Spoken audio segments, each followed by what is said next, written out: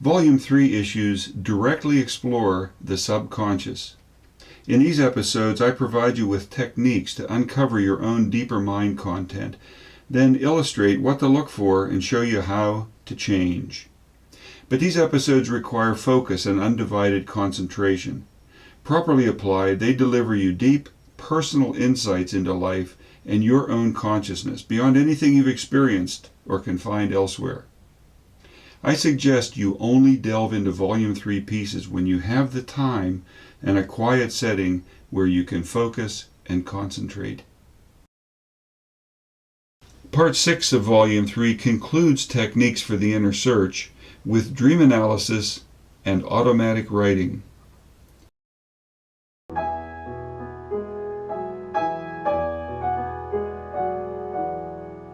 The Essence of Reality explores how the psyche which you are creates the reality you encounter.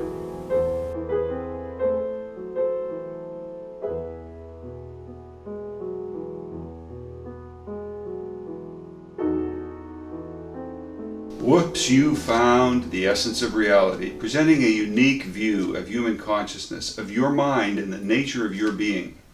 We explore life's real function here well beyond the dim scope of religion and science.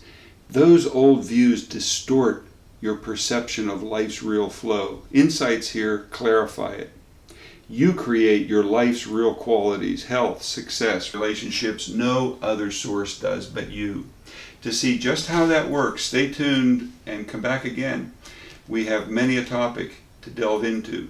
This clip, Part 6 of Volume 3, looks at additional techniques to discern information from the subconscious. It builds on Parts 4 and 5, which review meditation, self-hypnosis, and ideomotor responses by exploring both dreams and automatic writing for their clues into inner meaning. Meditation was presented as a first venture into the inner self, but while that practice could begin to quiet the mind, much inner tension, along with real-life troubles that incite it, lies much deeper within the psyche than simple meditation can reach. You know, if waves in the ocean emerge from disruptions and currents deep down under the water, you won't still whitecaps with gentle breezes on the surface. Mental churning arises from psychic structures deep within, attempts to ease it via relaxed meditation to neutralize thoughts will similarly prove impossible. But self-hypnosis and direct responses from the subconscious extracted with ideomotor responses, these can elicit precise info from within, details of inner mechanisms behind problems. These will be itemized in Part 7, and just how to go about relating the inner to the outer takes focus in Part 8. But here we add a couple tools that can both be used to enhance the quest. They're not as precise and pointed as ideomotor responses, and not as focused, perhaps, as self-hypnosis. Still, dreams generated from within the same subconscious will be querying with those tools, carry key information about large-scale life interests. And that same info can be brought to conscious attention through automatic writing, that is, basically doodling. Tom Nair here. As always, exploring consciousness. Perspectives here add to my website, my books, and many talks I've given to open-minded listeners. Through a personal inner journey, I've come to see the oneness of things, an inner-outer connection of mind with reality that drives real life, yours as well as mine. Aware of that connection, you can improve real life by finding and changing inner roots to outer problems. Volume 3 here directly addresses that clear awareness, as I call it. These clips collectively not only explore the subconscious, but help you personally to gain an understanding of how consciousness manifests its reality and improve your own life in the process.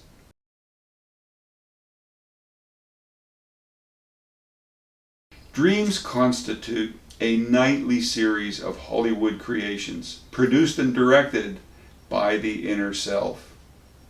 Critical keys are to be found in dreams, indications of your current nature, of potential fulfillment of your hopes and aspirations. even of future events in the pipeline. All of your comprehensive being is on display in your nightly exhibitions. But the problem with dreams is, what do they mean? How does their rambling, shifting collage of characters and objects fit into your waking understanding of mind? Our ancestors have been trying for ages to interpret dreams. From the Epic of Gilgamesh to biblical traditions, ancient accounts are filled with such early preoccupation with dream messages, deemed then to constitute direct contact with the gods.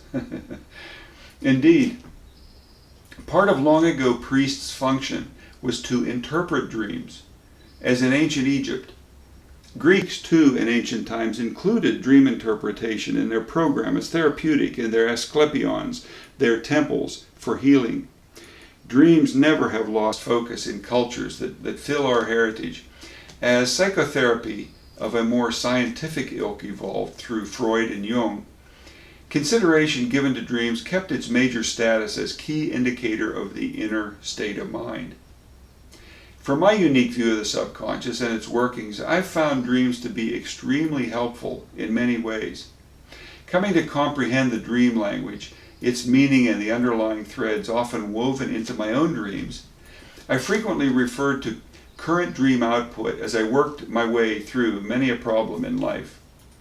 Let's first look at dreams as important elements in your inner journey. Yep, dream analysis is far less exacting than direct exploration of the subconscious via self-hypnosis. And it's very much less specific than queries of the inner self via ideomotor responses. But dreams can blend into an overall personal strategy for understanding the self. And I mean not only understanding how the mind works, but deciphering specifics in your own mindset. For me, dreams rarely supplied specific clarification, but once I grasped the key meaning to a dream, I could then proceed using those other techniques to fill out details and correct the problematic roots. Now, you and I are different. Perhaps you can make more extensive use of dream content. Maybe you're better with automatic writing than I ever was. My artistic skills, other than perhaps some creative flair shown in these videos, aren't my greatest talent. And automatic writing seems to flow best for those whose inner self expresses itself well through art. So perhaps when I explain that outlet for inner meaning, you'll make better use of it than I have. But in the end, analysis is the key. Using whatever tools you can, techniques you find yourself well versed in and comfortable with, your key accomplishment is to pull information from your own subconscious stores. Only then can you understand in depth its impact on your real life. And only after you've managed that can you revise content of your mindset with confidence. As emphasized frequently, there is no substitute for first-hand immersion into the deeper self. Reading about the subconscious is like watching a movie versus having first-hand adventures in exotic lands. So first, let's look at other tools available to help you interpret your dreams. Generally, dream interpretation reference books or websites provide a lookup dictionary type listing where common dream components are explained, what they mean or suggest. These, though, are not especially reliable, helpful maybe, but not dependable. We do as a culture share certain values, goals, hopes, and also fears. So some of the symbolism that emerges in dreams can carry generalized common meaning. So there is some value in looking up what a dream means. But each of us is different. Your dreams are customized to your own nature. To really make use of dream content, to interpret it in useful terms, meaningful to the rational self, several steps can be helpful. For one, record your dream when you awake in the morning or through the night. Keep a pad by your bed for doing so. If you make notes immediately, what was going on, who or what was involved, these will help clarify things then and retain content for later. Dreams can fade quickly, but they'll be reinforced in your memory by recording them right away. Second, summarize the gist to the dream. The overall situation or flow, how sections of the dream fit together is important, but the overall meaning, you might say, the point to the dream, can be either something you should know or something you can act on.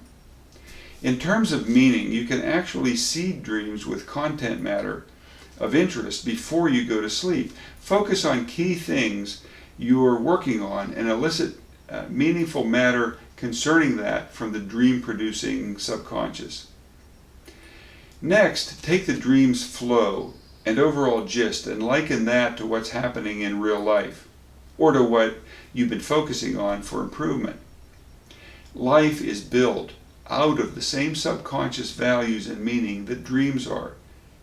Particularly if you've been looking into a specific part of your life, quite likely the dream will provide some comparative related information. Look back now at your notes and ponder the dream's detail. Important things will likely stand out. What were the people or animals in your dream doing? How did it impact you? How did you respond, and with what feelings? For added clarity, use the ideomotor responses to query for yes/no answers. This provides direct insight into that same body of information from which the dream arose in the first place. Once you've reached a conclusion as to meaning and relative roles played by various components of the dream, ask your subconscious directly whether your conclusions are valid, or if there's more to be derived from what you remember. Once you've gained some understanding of these elements, recognize that dream components principally represent aspects of you. If other people or animals, even objects, appear in your dream, try to discern what aspect of you that might represent. Principally, dreams are highly symbolic. Some dreams can be literal in regard to a person or action, but even there, they're mostly oriented to the meaning involving you. However, most dream elements are symbolic. The items, animals, situations, and even people more commonly symbolize key things. They aren't of significance of and unto themselves as objects. I used to have recurring dreams of 3 bears coming to get me. The dreams varied in situation and the bears in looks. They weren't particularly menacing, but when they appeared, I always sought shelter to get away from them. Well, as I explored their meaning, recurring dreams are generally meaningful, or they wouldn't recur. I found that the bears were 3 main trouble elements of life. They were negative aspects I was carrying around. The word bear, you see, also means to carry. So the bears were very much symbolic in meaning. Once I grasped the meaning, I could query as to further details for what the bears meant, and so forth. So dreams are excellent windows into your own deeper self. But they're more like stained glass windows than clear panes. You have to understand the symbolic meaning and illustrated interrelationships before you can gain great insight out of your dreams. Again, though, use of ideomotor responses to help decipher dreams can aid that quest considerably.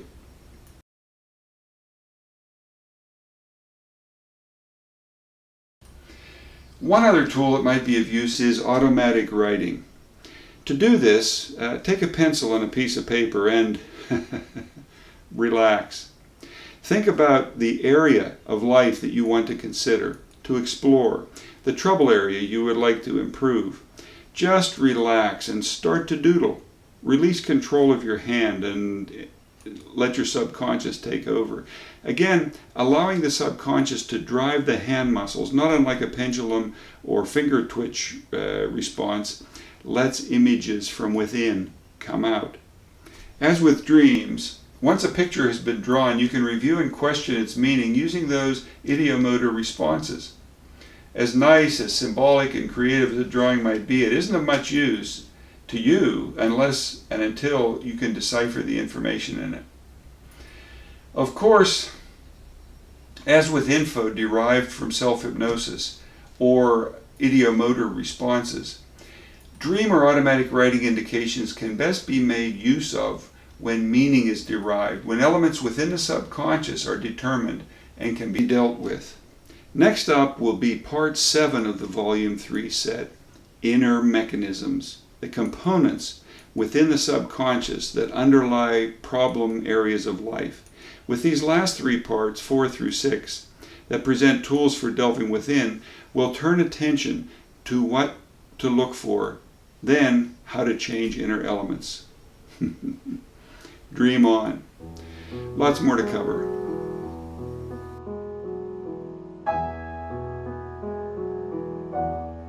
Dreams carry key information about large-scale life interests, and that same info can be brought to conscious attention through automatic writing.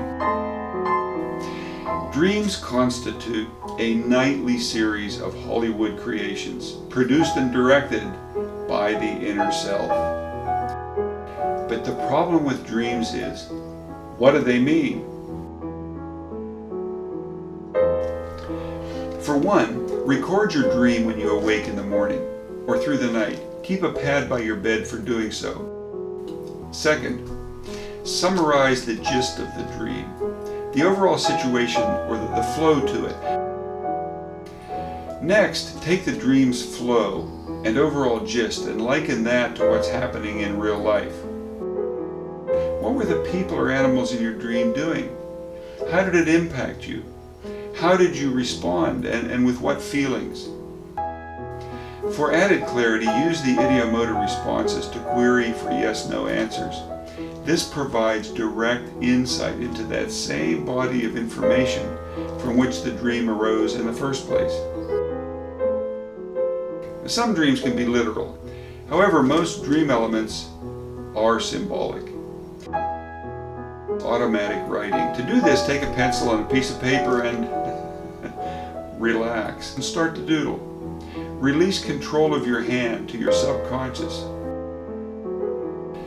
As with dreams, once a picture has been drawn, you can review and question its meaning using those same ideomotor responses.